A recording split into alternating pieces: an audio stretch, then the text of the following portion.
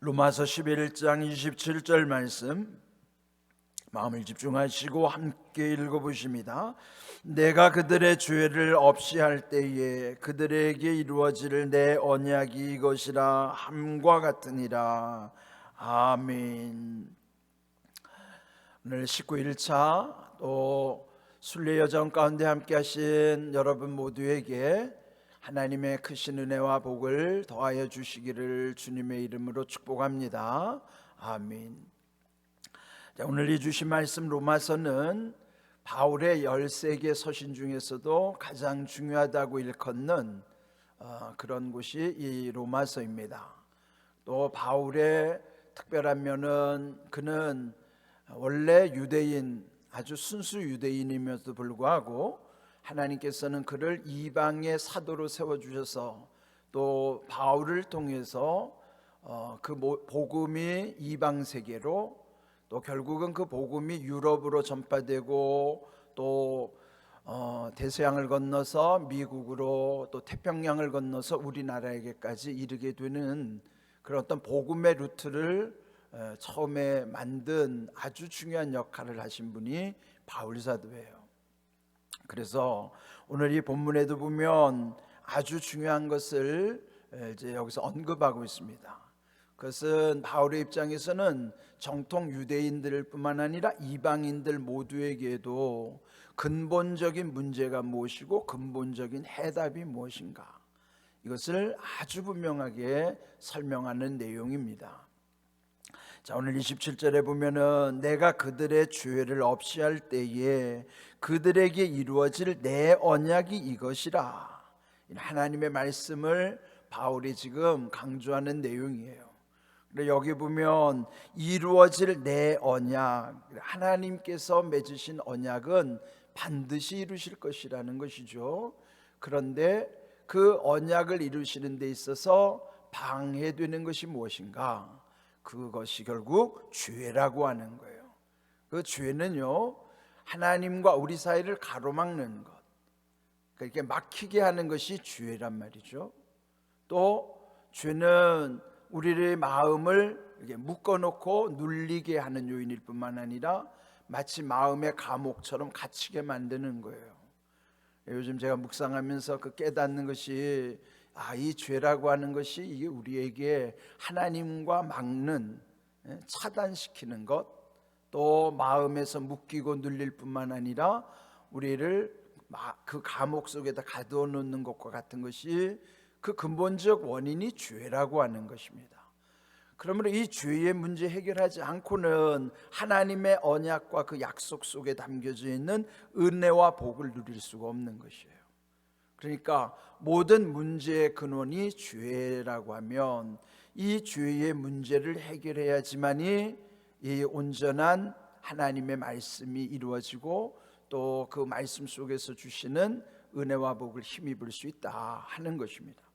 그래서 여기 말씀에 보면은 그들의 죄, 그는 모든 인생들의 죄들을 일컫는 거예요.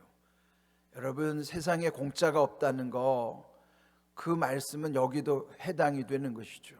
그러니까 모든 것은 값을 지불해야 되는데 그 대가를 지불하고 값을 지불하는 데 있어서 가장 비싼 값이 죄의 값입니다.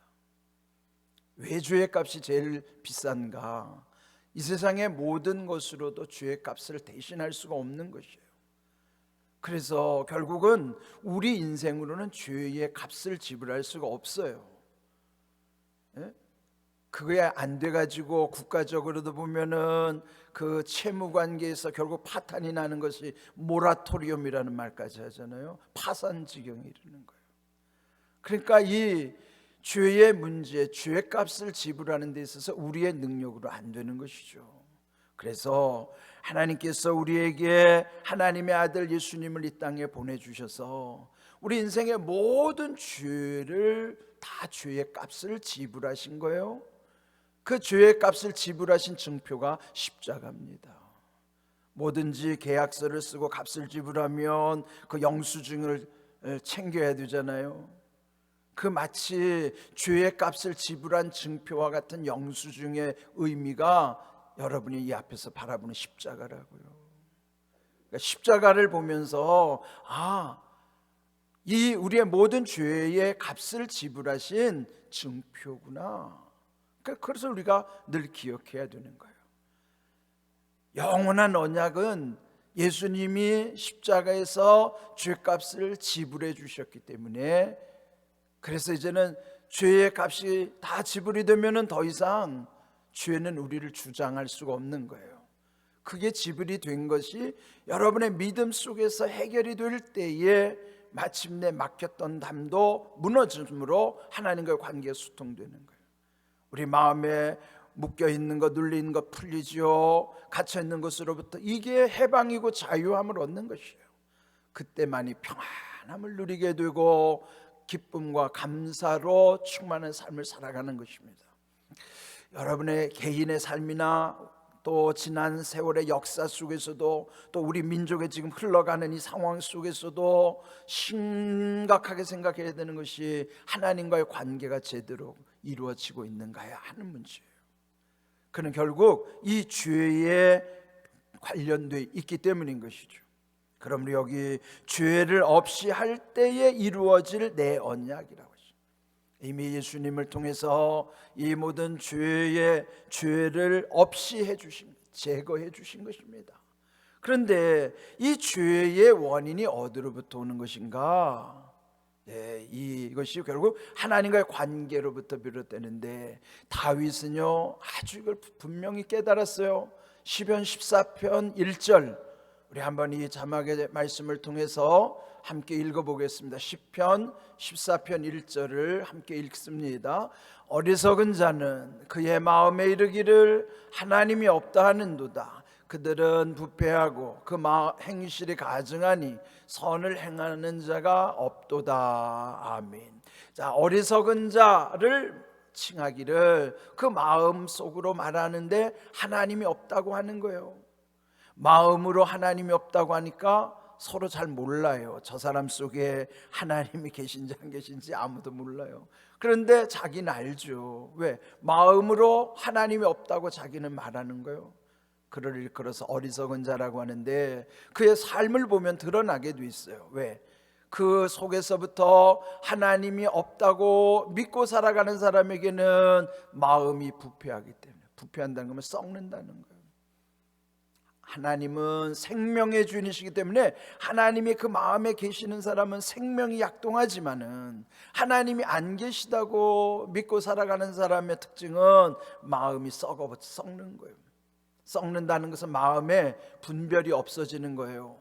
그렇기 때문에 그 겉으로 드러나는 행실이 가증할 수밖에 없다. 가증이 뭐냐면 역겨워서 토할 정도로 그런 삶의 모습이 나타나는 것이, 아주 몹시 증오하고 싫어하는 모습이 가증한 거예요. 그러니까 우리 주변에 나타나는 이런 아주 역겨운 현상들이 어디서부터 오는 것인가? 마음에서부터. 하나님이 없다고 생각하는 그때부터 그 마음이 썩어지면서 행실이 가증하게 나타날 수밖에 없고요. 결국은 선을 행하는 자가 없다는 것이죠. 선을 행하는 것은 하나님의 뜻을 이루는 것이죠. 그래서 여기 우리 읽은 오늘 본문의 로마서 12장 1절 2절에 보면은 바울이 강조하는 모습이, 너희는 이 세대를 본받지 말고 오직 마음을 새롭게 함으로 변화를 받아 하나님의 선하시고 기뻐하시고 온전하신 뜻이 무엇인가를 분별하도록 하라, 그런 거예요. 그러니까 하나님의 뜻 세 가지를, 하나님이 기뻐하시고 선하시고 온전하신 뜻, 이거 분별하려면 마음이 새로워져야 된다는 거예요. 그 마음을 새롭게 하시는 이가 하나님이시니, 하나님이 그 마음에 계신 사람만이 그 마음이 새로워지는 거예요. 이게 안 되면 결국은 여기 다윗이 시편 14편 1절에서 말한 것처럼 마음에 이르기를 하나님이 없다고 하는 어리석은 인생이 되고 마는 거예요.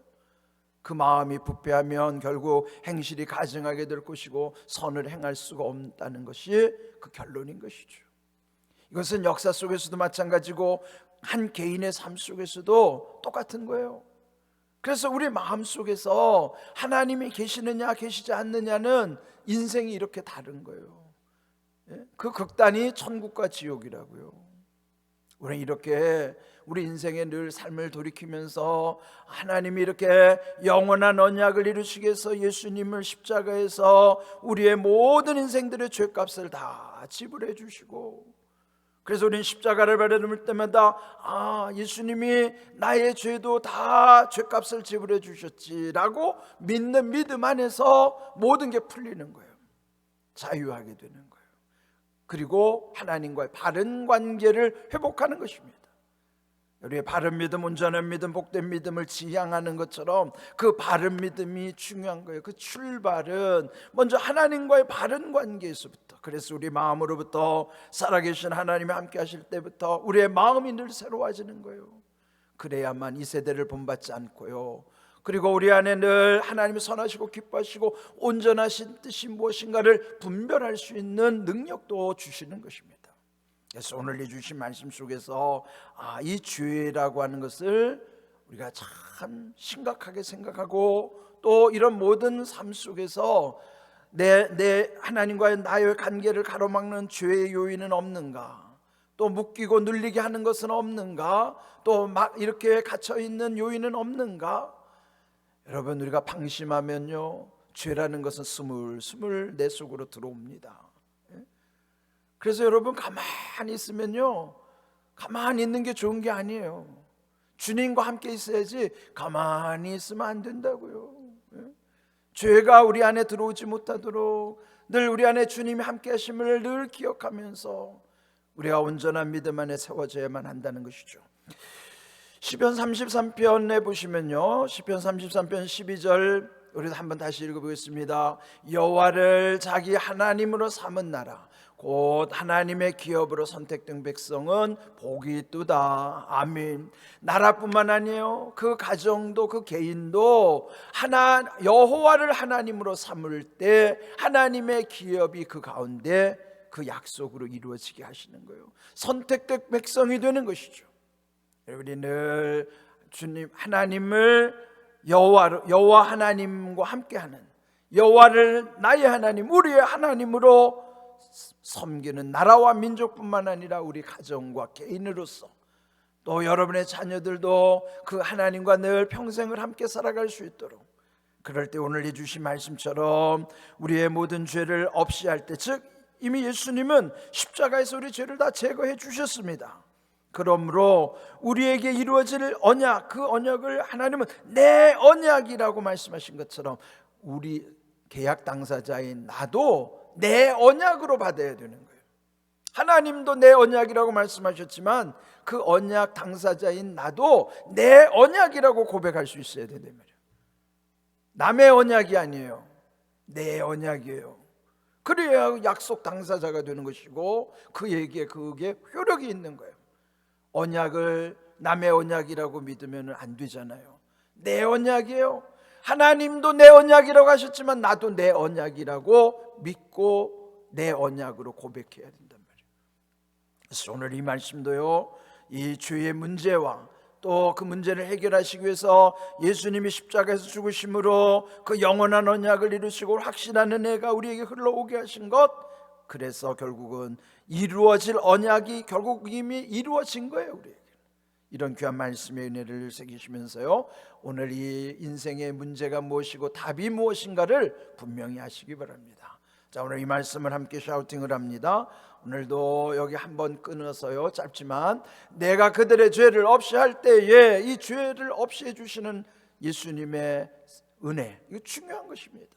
그래서 그들에게 이루어질 내 언약, 즉 하나님이 주신 나의 언약, 이것이라, 이거는 성경이 이미 말씀하셨는데 함과 같으니라, 이것은 오늘 우리의 이 바울이 강조하는 내용이지만 우리가 깊이 새겨야 되는 말씀이기도 합니다. 로마서 11장 27절 말씀, 아멘. 이렇게 여러분 마음에 새기는 시간이 되길 바랍니다. 우리 샤우팅 합니다. 시작. 내가 그들의 죄를 없이 할 때에, 내가 그들의 죄를 없이 할 때에, 내가 그들의 죄를 없이 할 때에 그들에게 이루어질 내 언약이 이것이라 함과 같으니라. 그들에게 이루어질 내 언약이 이것이라 함과 같으니라. 그들에게 이루어질 내 언약이 이것이라 함과 같으니라.